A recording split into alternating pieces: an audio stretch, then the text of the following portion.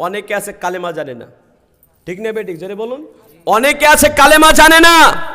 আমি এক বিবাহ পড়াতে গিয়েছিলাম কিছুদিন আগে, কি বললেন, বিবাহ পড়াতে গিয়ে আমাকে ওখানকার মোড়ল সর্দার বলছে, আপনাদের এখানে মোড়ল সর্দার হয়তো হয়তো মোড়ল সর্দার বলছে, মোড়ল সাহেব ও বাইরে কাজ টাজ করে তো একটু কালেমাটা পড়ে নিন। আমি বললাম মুসলমানের এই বি পড়াতে এসছি নেই, এই বেধর্মীর বি পড়াতে এসছি, আমার সাথে ঘটে যাওয়া কথা বলছি, বানানো নয়। এতগুলো চ্যানেল আছে, সমস্ত চ্যানেলওয়ালা পরিচিত, আমাকে কতবার ফোন করেছে যে হুজুর আসছেন তো, হুজুর আসছেন তো। আলহামদুলিল্লাহ, আমি বলেছি দোয়া করো আমি যেন পৌঁছাতে পারি।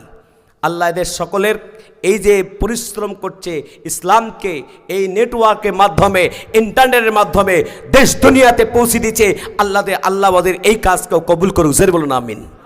আমার ভাইয়েরা, বিবাহ পড়াতে গিয়ে আমি বললাম তোমার নামটা কি বলো? নামটা বললো রাজেশ। কি নাম বললাম স্যারে বলুন? রাজেশ। রাজেশ নাম বলছি। তা আমি বললাম এই তুমি মুসলমান না বেঈমান? যে মুসলমান। তো তোমার এই নাম কেন? তুমি হুজুর আমার নাম রাজেশ কিন্তু আমাকে কালো বলে ডাকে। কি জোরে বলুন? একটা নাম ভালো বলছে, রাজেশটা আমার ভালো নাম, আর আমার কালো নামটা সবাই বলে ডাকে। বলছে তুমি তো ফর্সা, তোমাকে কালো বলে ডাকে কেন? তুমি হচ্ছে হুজুর বলেন না, আমার মাকে জিজ্ঞেস করেছিলাম যে আমাকে তুমি কালো কেন নাম, কালু কেন সবাই বলে? তো বলছে অন্ধকার রাত্রিতে জন্ম নিয়েছিল এই জন্য তোর নাম কালু। চিন্তা করতে পারছেন?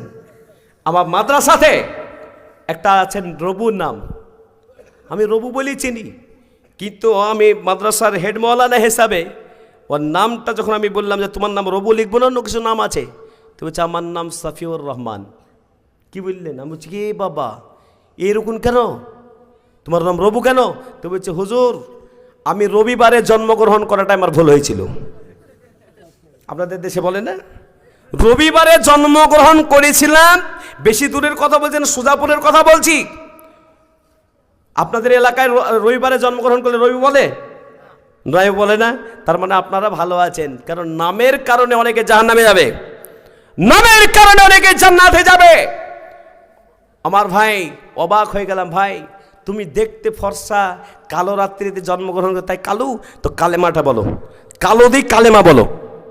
আল্লাহু আকবার। কালেমাটা বলতে যখন বললাম, বললেন মেয়ের কাছ থেকে অনুমতি নিয়ে চলে এসেছি, এত টাকা দেল মোহরে বিবাহ করতে রাজি হয়ে গেছে, এখনো কবুল বলার জন্য তাড়াহুড়া, বুঝতে হেন না? আমি দেখতে পাচ্ছি।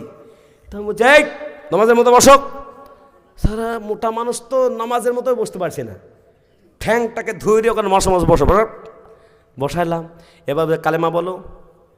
ডিসেম্বর মাস পার হলো, এই ডিসেম্বর মাস, তার আগের ডিসেম্বর মাসে ঠান্ডা ছিল না, ঠিক হলো? জোরে বলো।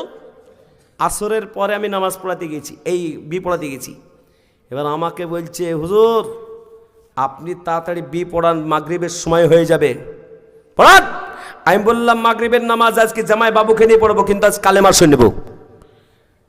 তখন ও দাদু না, যা হোক, দাদু হোক বা নানু হোক, যাই হোক, ও বলছে মনোজ সাহেব ও বাইরে রাজস্থানে অপারেটারের কাজ করে, অপারেটার বুঝেন তো, অপারেটারের কাজ করে, ভালো ইনকাম করে, ও নামাজ কালাম বোঝে না, কালেমা জানে না।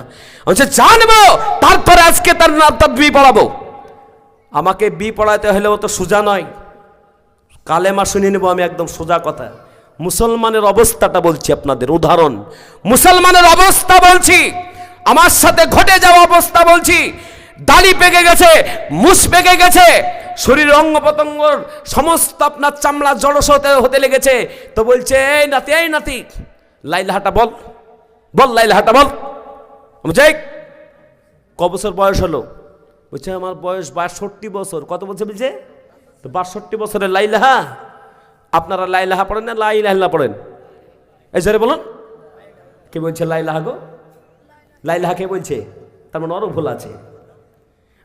কিয়ামতের ময়দানে আল্লাহ পাক রব্বুল আলামিনের মানুষের জবানটা বন্ধ করে দেবে, মানুষ সবাই বিপদে থাকবে, কিন্তু যারা হাত উঠিয়ে দিল এই জিকিরুল্লাহর মজলিসে, কাল কিয়ামতের দিনে হাত সাক্ষ্য দিয়ে দিবে আল্লাহ তোমার নামকে স্মরণ করে হাত উঠিয়েছিল, আল্লাহ পাকের কাছে যখন হাত সাক্ষী দিয়ে দেবে, এই হাতের ওসিলাতে আল্লাহ আমাদের জান্নাত নসিব করে দেবেন। জেরে বলুন সুবহানাল্লাহ।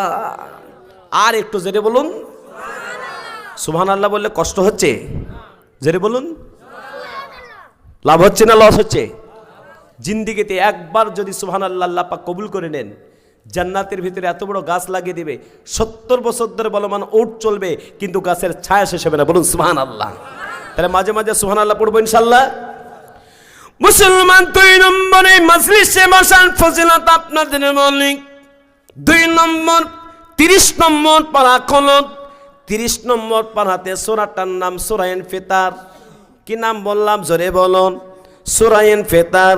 আল্লাহ পাক বলেন কিরামান কাতিবিন ইয়ালামুনা মা তাফআলুন। কিরামান কাতিবিন, ফেরেশতা আপনার আমার কাছে দুটো করে ফেরেশতা আছে। এই ফেরেশতা মুনকার নাকির লিখতে আছে যে নতুন শিক্ষিতে এখানে জলসা হচ্ছিল, কোরআন ও হাদিসের সহিহ আলোচনা হচ্ছিল, সেখানে টাইম লাগিয়েছিল। নরম বিছানাকে ছেড়ে আর সুন্দর খড়ের উপরে বসে বসে তারা ওয়াজ নসিহত শুনেছিল, হাদিস ও কোরআন শুনেছিল। আল্লাহ পাক রব্বুল আলামিন বলবে আমার ফেরেশতা তুমি সঠিক বলেছো, আমি আগে জানতাম আল্লাহ, তাই আমি আল্লাহ এই মজলিসে বসার কারণে আমি আল্লাহ ওই সমস্ত বান্দা বান্দীকে মাফ করে দিয়ে আমি জান্নাত দিয়ে দেব। জোরে বলুন সুবহানাল্লাহ। 3 নম্বর হলো আপনাকে আমাকে সকলকে মজলিসে এই মাটিতে যেতে হবে না, এইখান থেকে কাউকে যেতে হবে না। জোরে বলো, এই মাটিতে যেতে হবে না? হবে না? আপনাদের দেশে 4.5 হাত নিচে না 3.5 হাত নিচে? 3.5 হাত নিতে 5টা কাফন না 3টা কাফন? জোরে বলুন। 2টাই বলেন না। মহিলাদের জন্য কটা? জোরে বলুন। মহিলাদের জন্য কটা আপনারা দেন? জোরে বলুন। 7টা। আর পুরুষদের জন্য? জোরে বলুন। 3টা 4টা 5টা? 5টা দেন না। সঙ্গে কি যাবে? জোরে বলুন। কিছু যাবে না? মোবাইলটা সঙ্গে চলে যাবে না?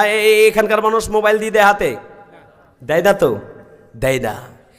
এই মুসলমান, এই মাটি কাল কিয়ামতের ময়দানে আল্লাহ পাকের কাছে বলবে আল্লাহ সুন্দর বিছানাকে ছেড়ে খড়ের উপরে বসে বসে সহিহ কোরআন ও হাদিসকে শুনে আমল করার নিয়তে তারা শুনেছিল। আল্লাহ পাক রব্বুল আলামিন মাটিকে বলবে মাটি যেদিন দুনিয়া থেকে বান্দা আসবে মাটির নিচে আমি হুকুম দিয়ে দিলাম কবরটাকে জান্নাতের টুকরা বানিয়ে দেবে। জোরে বলুন সুবহানাল্লাহ। আর একটু জোরে বলুন সুবহানাল্লাহ। এই মুসলমান, আমি আপনি আজ দুনিয়াতে আছি, আগামী কালকে থাকবো, এ গ্যারান্টি আছে নাকি? জোরে বলুন। গ্যারান্টি আছে? এই মুসলমান, একদিন এই দুনিয়া থেকে আপনাকে আমাকে চলে যেতে হবে। আল্লাহ পাক বলেন কুল্লু নাফসিন যায়িকাতুল মাউত, প্রত্যেকটা নফসকে মৃত্যুর স্বাদ গ্রহণ করতেই হবে। মৃত্যু থেকে কেউ বাঁচতে পারবো না। সব রোগের ওষুধ আছে, আল্লাহ পাক বিবেক দিয়েছে, জ্ঞান দিয়েছে, সব রোগের ওষুধ আছে, কিন্তু মৃত্যু রোগের কোনো ওষুধ নাই, মৃত্যু থেকে বাঁচার মতো কোনো ওষুধ নাই। যদি এই নতুন চিকিৎসাতে এই জায়গাতে কোন ডাক্তার দিতে পারে, আমি জামিরুল ইসলাম আমি ওই একটা ওষুধ কিনে নেব, দেয় নাকি? জোরছে বলো। পারবে? পারবে? সব বলছে পারবে না। তাই মৃত্যুকে আমরা প্রত্যেকে স্মরণ করি যে আমাদের কখন মৃত্যু হয়ে যাবে। আল্লাহ যেন আমাদের সকলকে ঈমানের মত দেন। জোরে বলুন আমিন। মুসলমান, দুনিয়াতে এখন যদি কেউ অসুস্থ হয়ে যায়, কেউ যদি অসুস্থ হয়ে যায় এই মুহূর্তে সঙ্গে সঙ্গে তাকে ডাক্তারখানায় নিয়ে যাওয়া হবে। নতুন চিকিৎসার ডাক্তার বলল এখানে হবে না, একে মালদায় নিয়ে চলে যাও। মালদার ডাক্তার দেখা পরে বলল এখানে হবে না, একে কলকাতায় নিয়ে চলে যাও। কলকাতার ডাক্তার 2 মাস 2 সপ্তাহ দেখার পরে বলল এখানে সার্জেন্ট নাই, এখানে ওর ডাক্তার নাই, এখানে হবে না, এখানে চলে যাও ভেলোরে। এই মুসলমান, যতক্ষণ পর্যন্ত আপনার আমার জান আছে ততক্ষণ তার ট্রিটমেন্ট আছে। মৃত্যু হয়ে যাওয়ার পরে আপনার আমার আর কোনো ডাক্তার নাই, আপনার আমাকে নিয়ে চলে যাবে কোথায়? জোরে বলুন, জোরে বলুন, কোথায়? জোরে বলুন, ওই কবর। সেই জন্য আমরা কোরআন ও হাদিসের কথাকে আলোচনা শোনার পরে আমরা প্রত্যেকে নামাজ পড়ার চেষ্টা করব। জোরে বলুন ইনশাআল্লাহ, জোরে বলুন ইনশাআল্লাহ। আল্লাহ পাক রব্বুল আলামিনের নবী বলেন বুনিয়াল ইসলাম আলা খামসিন, ইসলামের স্তম্ভ হলো 5টি। কটা? জোরে বলুন, হাতের আঙুল কটা? জোরে বলুন, 5টা। ইসলামের স্তম্ভ কটা? 5টা। প্রথম নম্বর হলো ঈমান, কালিমা লা ইলাহা ইল্লাল্লাহু মুহাম্মাদুর রাসূলুল্লাহ। সকলে বলুন সাল্লাল্লাহু আলাইহি ওয়াসাল্লাম। এ মুসলমান,